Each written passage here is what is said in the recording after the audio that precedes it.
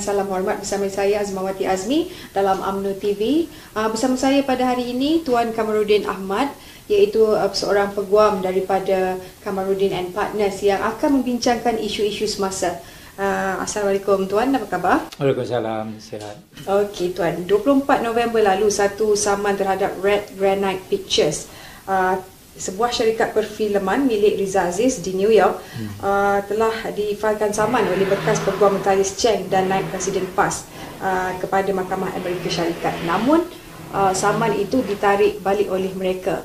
Dan tidakkah kita melihat perkara ini adalah satu tindakan yang terburu-buru dan sembrono yang dibuat oleh mereka sebelum membuat pertimbangan sewajarnya sebelum memfailkan saman? Apa pandangan Tuan? Kalau ikut kenyataan oleh Datuk Saleh Said Keruak, Menteri Komunikasi dan Multimedia, saman tersebut ditolak oleh Mahkamah Amerika Syarikat. Bukan mereka tarik balik, tapi ditolak. Dan saya lebih nak percaya kepada kenyataan Menteri Komunikasi, kerana ada banyak sebab mengapa saman itu ditolak oleh Mahkamah Amerika Syarikat. Pertama, saman itu dianggap sebagai satu class action, mewakili rakyat Malaysia. Tapi kalau kita ambil sebagai mewakili rakyat Malaysia, kita sebagai rakyat, kita tak ada pun melantik Mutalis Cheng ataupun Husam Musa untuk menyaman Red Granite Picture. Tak ada. Kita tak dengar pun ada satu usaha berjumpa dengan rakyat Malaysia nak saman Red Granite Picture. Itu satu aspek di mana class action tu tak tepat. Lazimnya class action ni untuk satu golongan yang tak begitu besar lah, macam sebagai contoh mewakili pekerja-pekerja kilang, itu satu class action. Ataupun pekerja-pekerja pos, itu satu class action. Tapi kalau bagi pihak rakyat Malaysia terlalu besar, maka itu salah satu sebab mengapa saman tu ada cacat. Kedua, kita lihat bahawa class action ni lazimnya dibuat oleh orang Amerika Syarikat, memohon keadilan daripada pihak mahkamah untuk membantu mereka. Walhal saman yang difail oleh Mutalis dengan Husam Musa ni adalah mewakili rakyat Malaysia. Jadi kita tidak ada hak untuk menggunakan Mahkamah Amerika Syarikat untuk mendapat sesuatu bagi pihak rakyat Malaysia. Artinya kita tak masuk di bawah bidang kuasa Mahkamah Syarikat untuk satu tujuan class action. Ini juga merupakan satu punca mengapa ianya ditolaklah. Tapi saya rasa lebih daripada itu, mahkamah juga rasa pelik, bagaimana mereka ni mewakili rakyat Malaysia untuk mendapatkan wang daripada Red Granite Picture, sedangkan wang itu sepatutnya diberikan kepada 1MDB, kerana wang itu adalah wang 1MDB. Mengapa pula nak dibayar kepada Husam, Mutalis sebagai pihak rakyat Malaysia? Maka di sini banyak faktor-faktor yang tidak menentu, yang menyebabkan mahkamah lebih suka menolak daripada melayan saman tersebut. Selain daripada itu, saya setujulah dengan apa Puan kata tadi. Mungkin ada niat untuk dapatkan publicity. File saman ni sengaja difailkan untuk tujuan publicity politik. Artinya mereka telah menyalahgunakan forum mahkamah bagi tujuan politik. Itu salah satu punca juga ditolak. Okey, berkenaan dengan bagaimana pula dengan saman yang difailkan oleh Tun Mahathir terhadap Datuk Seri Najib atas alasan salah guna jawatan Perdana Menteri. Minta Tuan beri sedikit penjelasan mengenai itu dari sudut guaman, Tuan. Kita lihat kes ni dah difailkan, maka saya akan jawab berlapik lah, tak nak melanggar prosedur mahkamah, takut benda tu jadi subjudis. Tapi sekadar buat komen yang adil, tak ada masalah lah. Lebih-lebih lagi saya merujuk kepada penyataan pembelaan yang telah difailkan oleh Datuk Seri Najib dan telah pun disiarkan dalam berita harian Utusan Malaysia, Straits Times, dalam semua media massa lah. Maka saya sentuh perkara ini dari aspek ini supaya ia tak menjadi satu perkara subjudis. Kita dapati bahawa Datuk Najib menafikan segala tuduhan yang dibuat oleh Tun Mahathir, Khairuddin Abu Hassan, Anina, ya. 3 orang ni adalah plaintiff yang menyaman Datuk Seri Najib. Dan kita lihat alasan-alasan yang diberikan oleh Datuk Seri Najib adalah munasabah, ya. Sebab beberapa tindakan itu telah dilakukan oleh Ketua Polis Negara dan juga oleh Peguam Negara. Maka kedua penjawat awam kanan negara ni, mereka mempunyai kuasa masing-masing. Maka tidak timbul soal Datuk Seri Najib campur tangan dalam urusan menangkap atau menahan Khairuddin, menahan Anina, ya, dan seterusnya lah. Begitu juga menahan Matthias, ya. Jadi itu tak timbul lah.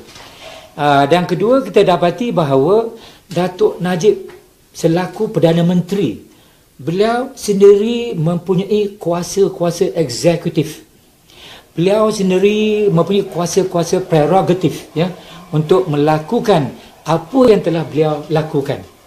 Jadi dari segi melaksanakan kuasa-kuasa yang ada pada Perdana Menteri, saya tak nampak sebarang salah laku. Saya tak nampak. Dalam pada itu, di bawah tuduhan Tok Miss Fizon dalam jawatan ni, kena bukti satu niat jahat oleh Perdana Menteri yang mengakibatkan kerugian kepada ketiga-tiga plaintiff. Setakat hari ini, saya tak nampak. Saya tak nampak ketiga-tiga plaintiff, ya, Tun Mahathir, Khairuddin, Anina, ya, saya tak nampak mereka mengalami kerugian. Ya, adakah mereka telah rugi beratus-ratus juta, ya, akibat daripada tindakan Perdana Menteri? Saya tak nampak. Dan begitu juga, ya, saya lihat ketiga-tiga mereka tak dapat nak membuktikan niat jahat. Saya tak nampak setakat hari ini dalam penyata tuntutan saman mereka, tak nampak satu niat jahat yang ada pada Perdana Menteri yang mensasarkan ketiga-tiga ni. Ya, tak nampak. Apa tindakan-tindakan yang diambil oleh Datuk Najib mensasarkan ketiga plaintiff ni.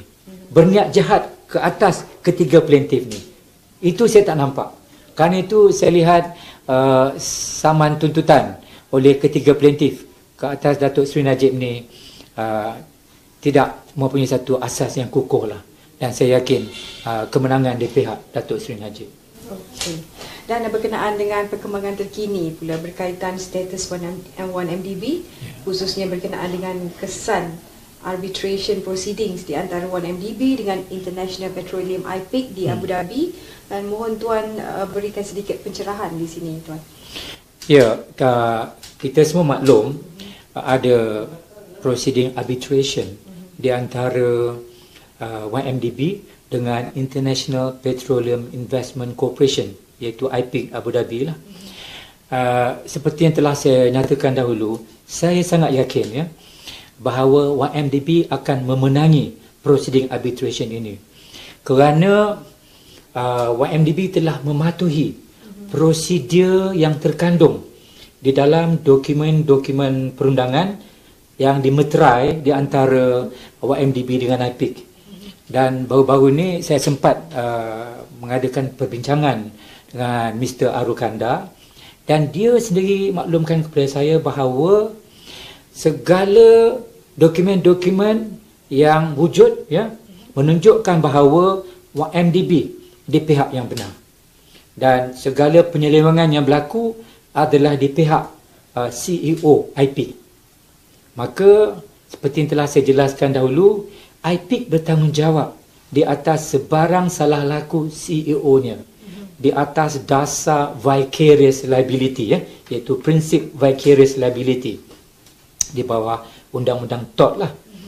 Dan saya yakin arbitration di Kota London membawa kesan sangat besar kepada 1MDB dan juga kepada negara, kerana kemenangan 1MDB yang saya jangka akan berlaku akan membawa kepada 1MDB wang sebanyak 3.5 bilion US yang perlu ditanggung oleh IPIC, ya, akibat daripada salah laku CEO-nya, iaitu Khadimi Al-Kubaisi. Dan sekiranya berlaku, artinya 1MDB akan dapat semula lebih kurang 14 bilion ringgit Dan sekiranya ini berlaku, maka tutuplah segala tuduhan, segala penyelewengan yang dilemparkan ke atas YMDB. Kerana rata-rata orang kata hilang 14 bilion. Inilah dia 14 bilion yang ada pada IPIC, ya, yang telah dibayar kepada ABA BVI atas arahan CEO IPIC. Serupalah arahan IPIC, kan? CEO punya arahan, serupalah dengan IPIC punya arahan. Maka duit tu dibayar kepada IPIC walaupun pada ABA BVI, tapi adalah untuk dan bagi pihak IPIC. Dan itulah duit yang kita yakin akan YMDB perolehi melalui proceeding arbitration ni.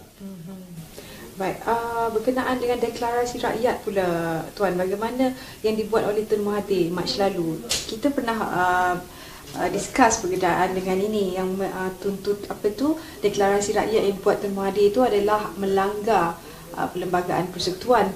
Mungkin Tuan boleh jelaskan lagi secara ringkas mengenai perkara itu, Tuan. Ya, saya lihat alasan yang diberikan oleh yang di-Pertuan Agong, ya, Baginda Yang Pertuan Agong, bahawa deklarasi rakyat itu melanggar Perlembagaan Persekutuan sangat tepat. Sangat tepat kerana kita tahu cara untuk menurunkan atau menukar Perdana Menteri adalah melalui saluran Parlimen, iaitu dengan cara membawa usul undi tidak percaya dan usul itu mendapat sokongan majoriti ahli-ahli Parlimen. Itu saja prosedur yang sah di bawah Perlembagaan Persekutuan.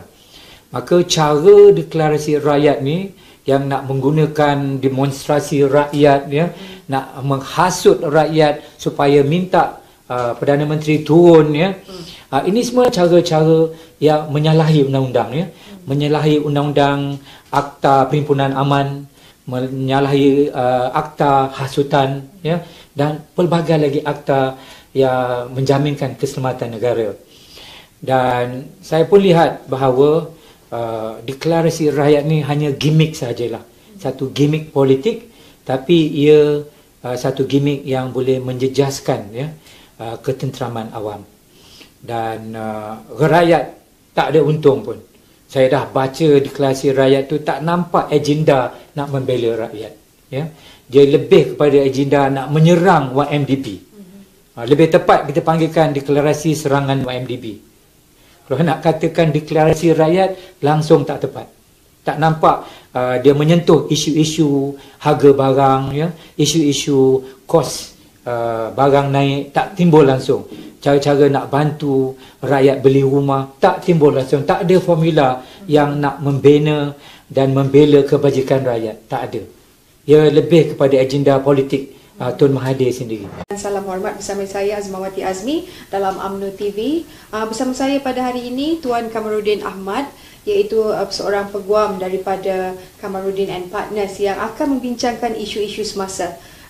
Assalamualaikum Tuan, apa khabar? Waalaikumsalam, sihat. Okey Tuan, 24 November lalu satu saman terhadap Red Granite Pictures, sebuah syarikat perfilman milik Riza Aziz di New York, telah difailkan saman oleh bekas peguam Matthias Cheng dan naib Presiden PAS kepada Mahkamah Amerika Syarikat. Namun saman itu ditarik balik oleh mereka. Dan tidakkah kita melihat perkara ini adalah satu tindakan yang terburu-buru dan sembrono yang dibuat oleh mereka sebelum membuat pertimbangan sewajarnya sebelum memfailkan saman? Apa pandangan Tuan? Ya, kalau ikut kenyataan oleh Datuk Saleh Said Keruak, ya, Menteri Komunikasi dan Multimedia, saman tersebut ditolak oleh Mahkamah Amerika Syarikat, ya. Bukan mereka tarik balik, tapi ditolak. Dan saya lebih nak percaya kepada kenyataan Menteri Komunikasi, ya, kerana ada banyak sebab mengapa saman itu ditolak oleh Mahkamah Amerika Syarikat, ya. Pertama, saman itu dianggap sebagai satu class action, mewakili rakyat Malaysia, ya. Tapi kalau kita ambil sebagai mewakili rakyat Malaysia, kita sebagai rakyat, kita tak ada pun melantik Matthias Cheng ataupun Husam Musa untuk menyaman Red Granite Picture. Tak ada. Kita tak dengar pun ada satu usaha berjumpa dengan rakyat Malaysia nak saman Red Granite Picture, ya. Itu satu aspek di mana class action tu tak tepat. Lazimnya class action ni untuk satu golongan yang tak begitu besar lah ya. Macam sebagai contoh mewakili pekerja-pekerja kilang ya. Itu satu class action. Ataupun pekerja-pekerja pos. Itu satu class action. Di dalam dokumen-dokumen perundangan yang dimeterai di antara YMDB dengan IPIC. Dan baru-baru ni saya sempat mengadakan perbincangan dengan Mr. Arukanda, dan dia sendiri maklumkan kepada saya bahawa segala dokumen-dokumen yang wujud ya menunjukkan bahawa YMDB di pihak yang benar, dan segala penyelewengan yang berlaku adalah di pihak CEO IPIC. Maka seperti yang telah saya jelaskan dahulu, IPIC bertanggungjawab di atas sebarang salah laku CEO-nya, di atas dasar vicarious liability ya, iaitu prinsip vicarious liability di bawah undang-undang TOT lah. Dan saya yakin arbitration di Kota London membawa kesan sangat besar kepada YMDB dan juga kepada negara, kerana kemenangan YMDB yang saya jangka akan berlaku akan membawa kepada YMDB wang sebanyak 3.5 bilion US yang perlu ditanggung oleh IPIC ya, akibat daripada salah laku CEO-nya, iaitu Khadimi Al-Kubaisi. Dan sekiranya berlaku, artinya YMDB akan dapat semula lebih kurang 14 bilion ringgit. Dan sekiranya ini berlaku, maka tutuplah segala tuduhan, segala penyelewengan yang dilemparkan ke atas YMDB. Kerana rata-rata orang kata hilang 14 bilion. Inilah dia 14 bilion yang ada pada IPIC ya, yang telah dibayar kepada ABA BVI atas arahan CEO IPIC. Serupalah arahan IPIC kan? CEO punya arahan serupalah dengan IPIC punya arahan. Maka duit tu dibayar kepada IPIC walaupun pada ABA BVI, tapi adalah untuk action.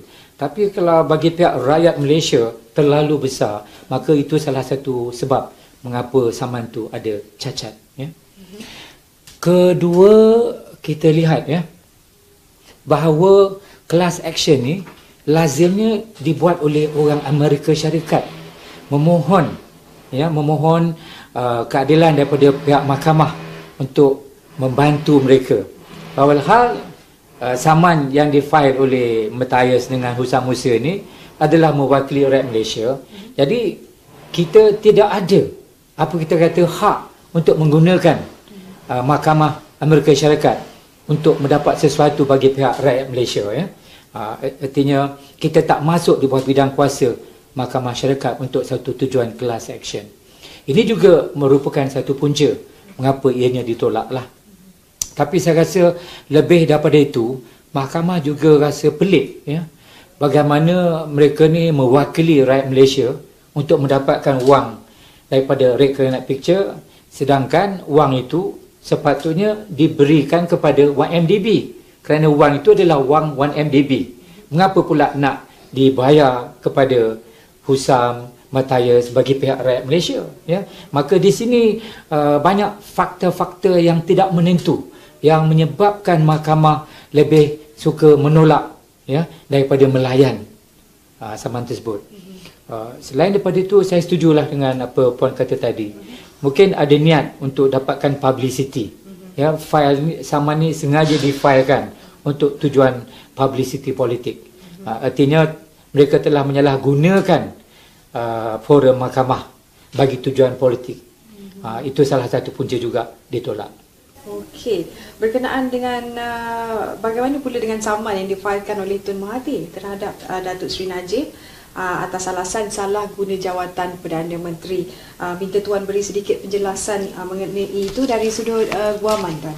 Ya, kita lihat ya, kes ni dah difailkan, maka saya akan jawab berlapik lah, tak nak melanggar prosedur mahkamah ya, takut benda tu jadi subjudis. Tapi sekadar buat komen yang adil, tak ada masalah lah ya.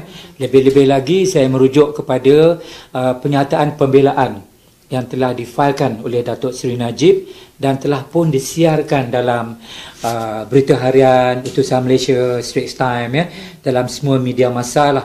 Maka saya sentuh perkara ini dari aspek ini supaya ia tak menjadi satu perkara subjudis.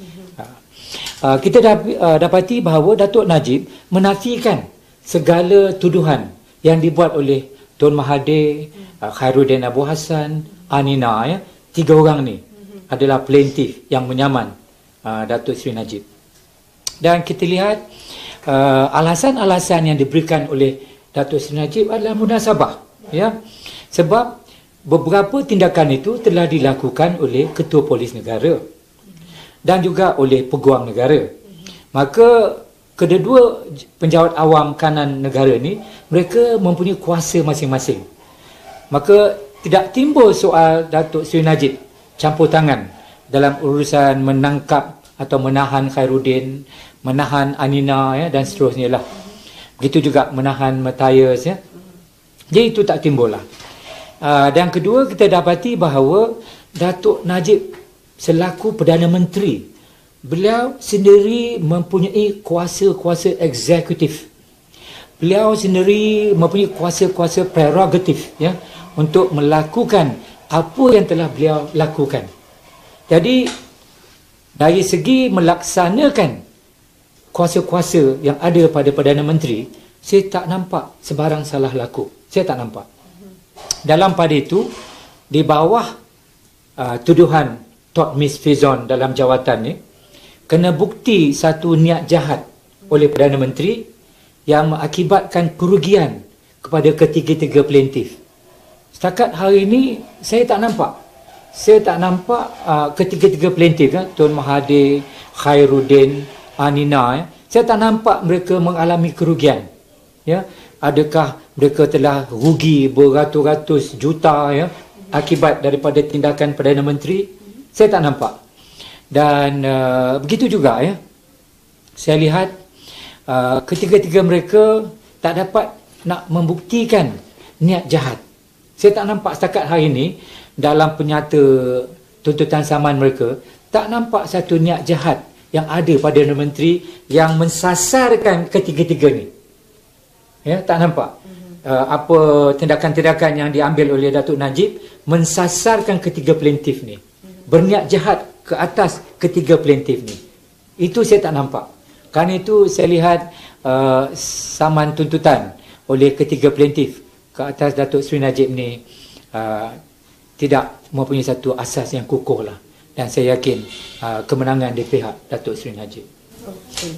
Dan berkenaan dengan perkembangan terkini pula berkaitan status 1MDB, khususnya berkenaan dengan kesan arbitration proceedings di antara 1MDB dengan International Petroleum IPIC di Abu Dhabi, dan mohon Tuan berikan sedikit pencerahan di sini, Tuan. Ya, kita semua maklum ada proceeding arbitration di antara 1MDB dengan International Petroleum Investment Corporation, iaitu IPIC Abu Dhabi lah. Seperti yang telah saya nyatakan dahulu, saya sangat yakin, ya, bahawa 1MDB akan memenangi proceeding arbitration ini kerana 1MDB telah mematuhi prosedur yang terkandung